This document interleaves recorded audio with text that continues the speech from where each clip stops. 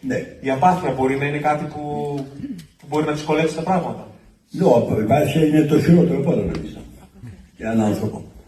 Η απάθεια επίσης και μια ορισμένη αδιαφορία που σιγά σιγά φτάσαμε, πολλοί άνθρωποι μας έχουμε φτάσει, γιατί πολλές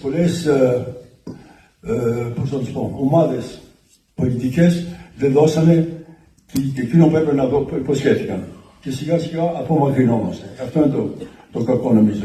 Και αυτό οδηγεί στην απάθεια και είναι το χειρότερο από όλα. Νομίζω πρέπει να σταματήσει αυτή η απάθεια, γιατί φτάσαμε να δεχτούμε, οι Αμερικάνοι το κάνανε, τον Τραμπ. Η δικαιοσύνη δεν έχει αστεία. Η δικαιοσύνη είναι δικαιοσύνη.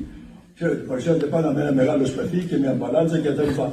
Αυτή την κατάσταση εκτός ελληνική, από την πρώτη στιγμή που άρχισα να γράφω το σενάριο, δεν υπήρχε άλλη μουσική από εκείνη του Μίκη του Θεοδωράκη. Λοιπόν, και με όλες τις δυσκολίες που είχαμε για να την έχουμε. Σας σκέφτηκε λίγο, ναι, να την κάνουμε. Γιατί αυτοί είναι φασίστες, εμείς είμαστε, ελευθερώσαμε την πόλη μας, τη χώρα μας. Και έτσι έγινε η ταινία στην Αλγερία.